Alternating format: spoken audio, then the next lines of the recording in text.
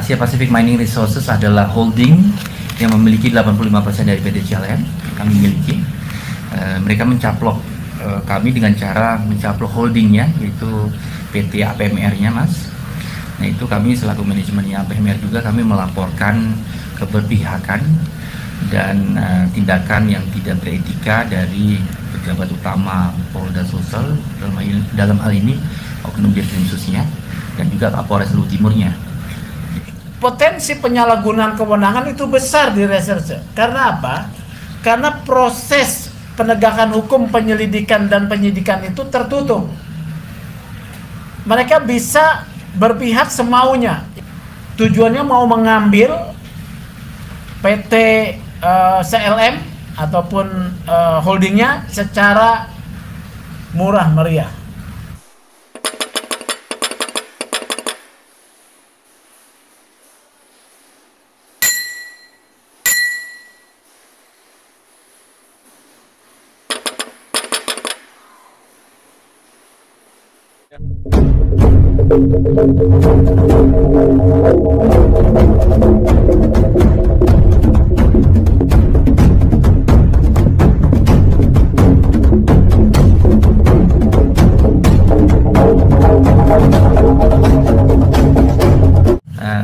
Asia Pacific Mining Resources adalah holding yang memiliki 85% dari PT CLN. Kami miliki.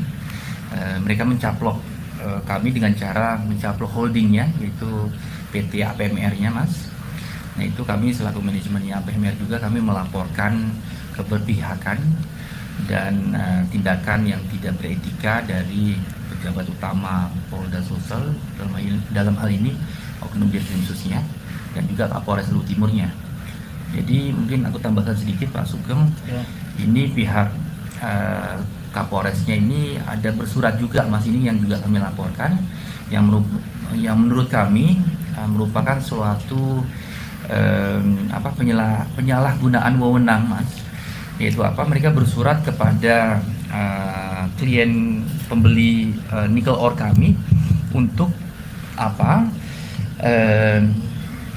untuk dapat menangguhkan pembayaran dari dari yang seharusnya dibayar oleh klien kami, yaitu smelter kepada kami, ditangguhkan dulu karena masih dalam proses penyelidikan. Nah, ini kan sangat tendensius sekali dan juga sangat melebihi dari wewenangnya seorang Kapolres yang mengatur satu pengikatan kontraktual antara perusahaan kami kepada pembelinya, itu pada smelter-smelter yang berada di Indonesia. Nah, ini yang merupakan satu lagi, Pak Sugeng, satu penyalahgunaan wewenang dari satu pejabat daerah yang Kapolres Luwu Timur.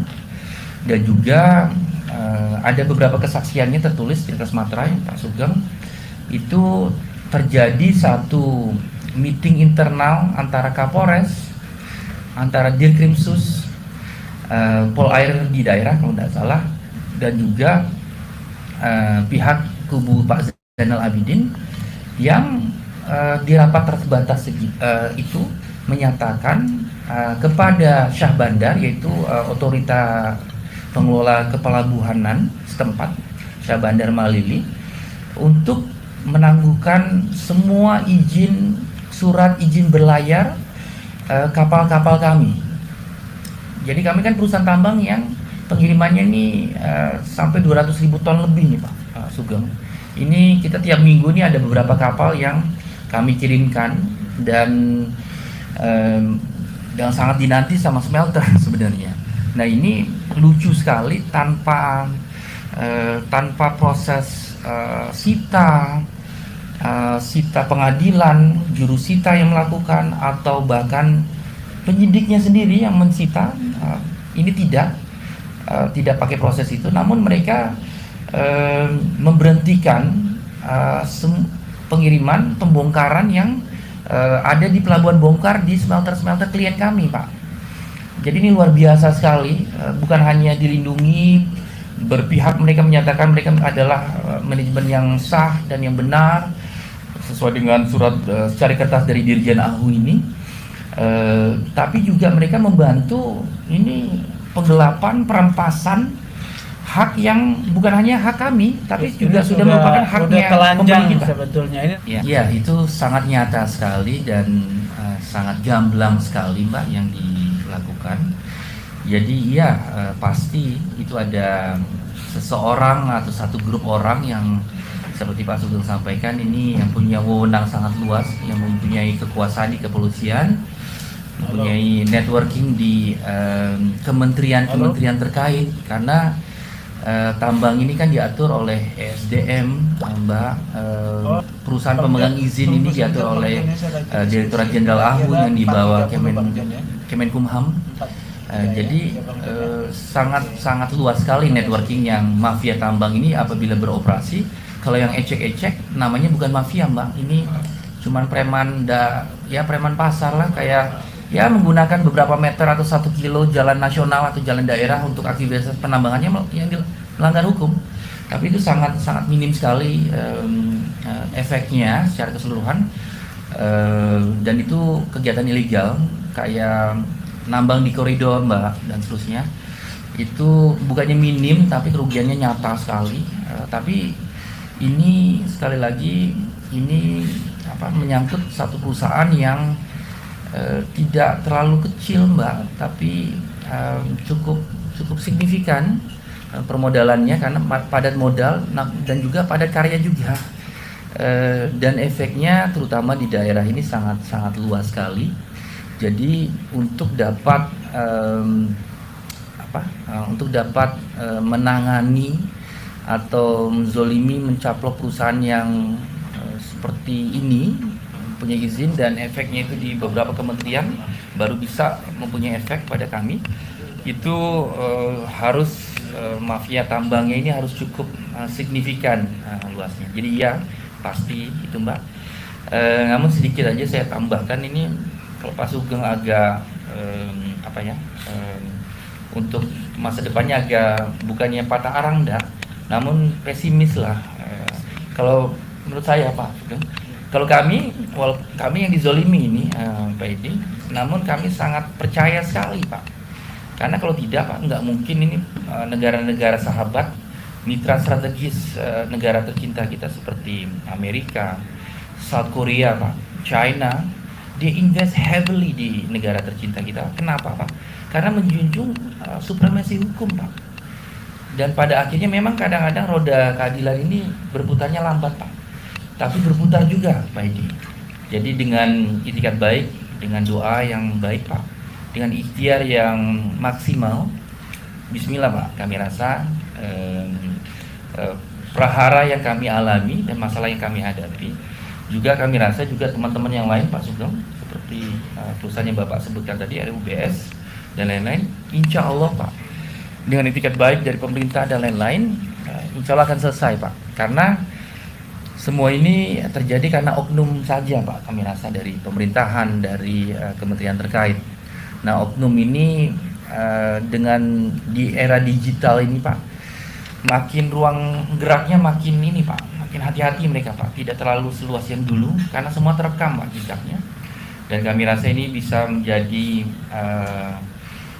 data-data yang cukup untuk penyidikan dan penelitian yang teman-teman IPW maupun teman-teman Kemenko Polhukam yang sedang menangani bukan hanya kasus kami Pak, tapi mereka menerima mungkin pengaduan seperti ini ratusan bahkan lebih dari 1000 kasus Pak, yang mungkin kami rasa pemerintah ini dapat mempertimbangkan ini harus membuat divisi tersendiri Pak untuk seperti ini.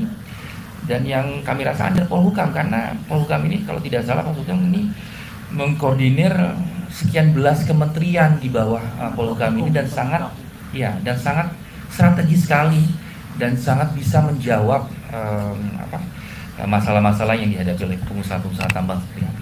Nah, model-model seperti ini ya, ini adalah model-model penggunaan kekuatan, menjual pengaruh ya, trading influence.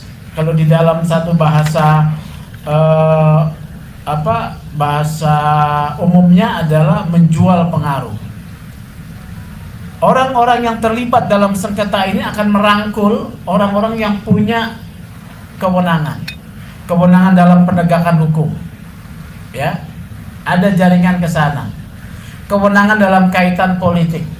Nah, ini yang akan IPW dalami, ya. Oleh karena itu saya berharap Menko Polhukam bisa meluruskan ini. Siap. Ya, Menko Polhukam bisa meluruskan. Ada salah satu indikasi ya. Tadi kan Pak Elmut katakan dia melaporkan lebih dulu. Selisih 2 hari kemudian ada pelaporan dari pihak Asera, tapi yang diproses pihak Asera. Ini ada satu saya bukti lagi nih, ya. Bagaimana pihak lawan diakomodasi dengan proses hukum. Ini ada laporan polisi yang ditujukan kepada grupnya Pak Elmut, ya. Laporan polisinya tanggal 15 November 2022. Ini terkait izin pelabuhan ya Pak ya, pelabuhan untuk pengangkutan. Tanggal 15. Laporan polisinya tanggal 15 di dalam satu proses yang wajar. Laporan tersebut itu akan ada proses penyelidikan, ya, penyelidikan dulu. Kemudian dalam proses penyelidikan ini pihak-pihak yang diduga mengetahui informasi akan dipanggil dimintai keterangan. Jadi ada proses penyelidikan. Setelah proses penyelidikan akan ada gelar perkara. Setelah gelar perkara, penyelidikannya cukup, baru ditentukan naik sidik atau tidak. Artinya penyidikan itu harusnya setelah tanggal 15 November. Dan nggak 1 hari 2 hari, karena ada pemanggilan, kan banyak yang harus diperiksa. Nah di sini kita lihat berpihaknya. Ini bukti indikasi ya, yaitu penyidikan langsung tanggal 15 November juga. Bayangkan. Ini indikasi nih dari Dirkrimsus Polda Sulsel. Ini indikasi penyalahgunaan kewenangan, ya, keberpihakan. Ini pelanggaran kode etik. Jadi penyidik itu berdasarkan ketentuan kode etik di dalam penyidikan tidak boleh berpihak, harus bersikap adil, ya. Kemudian melakukan satu proses harus prosedural. Prosedural itu memanggil pihak-pihak. Pernah nggak dipanggil dimintai keterangan dengan keterangan namanya klarifikasi? Tidak ada, ya. 15 November lapor 15. Ini adalah arogansi penggunaan. Ini saya sementara bukti ya. Saya lagi dalami bukti lain adanya dugaan peran kepolisian, oknum kepolisian untuk di dalam proses hostile takeover ini. Ya, biasanya mereka memang akan menggunakan satu keputusan hukum yang mengesankan legal. Tadi sudah ada, ya. Keputusan Bani, kemudian mereka bikin RUPS mereka kemudian diminta di pengesahan, disahkan, ya. Jadi bayangkan, pengadilan mereka bisa kuasai, ya, Bani, ya. Kemudian notaris, ya, notaris sudah pastilah gampang itu.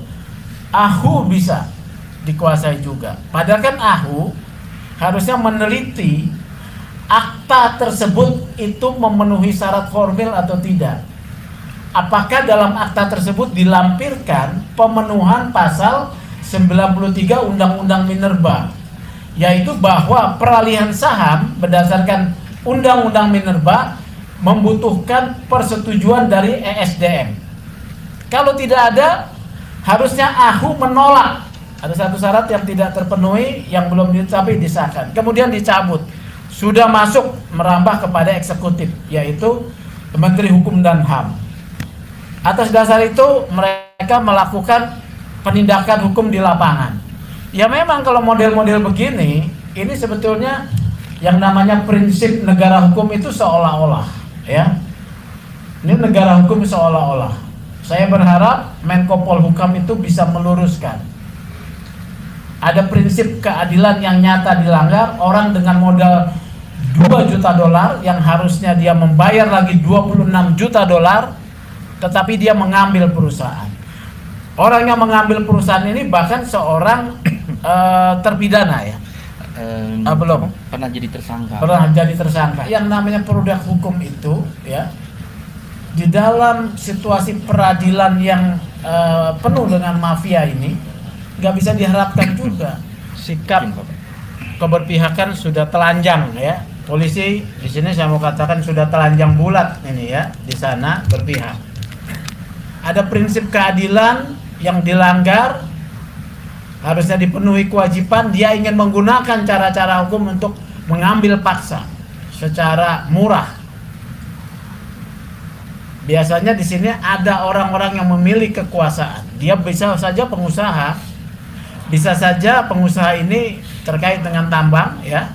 Kemudian dia juga menggunakan orang-orang yang biasa bermain dalam mafia hukum yang berhubungan dengan pejabat, baik peradilan maupun kepolisian ya. Ada juga potensinya keluarga-keluarga polisi ya, ada potensi. Nanti kita cek. Ini brengsek ini ya. Potensi penyalahgunaan kewenangan itu besar di reserse. Karena apa? Karena proses penegakan hukum, penyelidikan dan penyidikan itu tertutup. Mereka bisa berpihak semaunya. Yang penting orang itu sudah saya tangkap, sudah saya tekan, kemudian yang meminta, kemudian ada persetujuan untuk menyerah. Ini tujuannya. Tujuannya mau mengambil PT CLM ataupun holdingnya secara murah meriah. Dan kemudian membagi ya, ini juga modusnya ini. Membagi aset yang ada kepada orang-orang tertentu. Saya berharap Pak Kapolri, presisi Anda harus dibuktikan di sini ya. Presisi Anda harus dibuktikan di sini. Pak Kabareskrim juga saya minta untuk menggunakan kewenangannya sesuai dengan hukum. Pak Kabareskrim ya. Kemudian pada Polda mana ini, Sulawesi Selatan ya. Ini juga harus memberi perhatian kepada Dirkrimsusnya. Sebaiknya polisi melakukan prosesnya itu dengan prosedural. Tapi indikasi-indikasi ini sudah ada keberpihakan.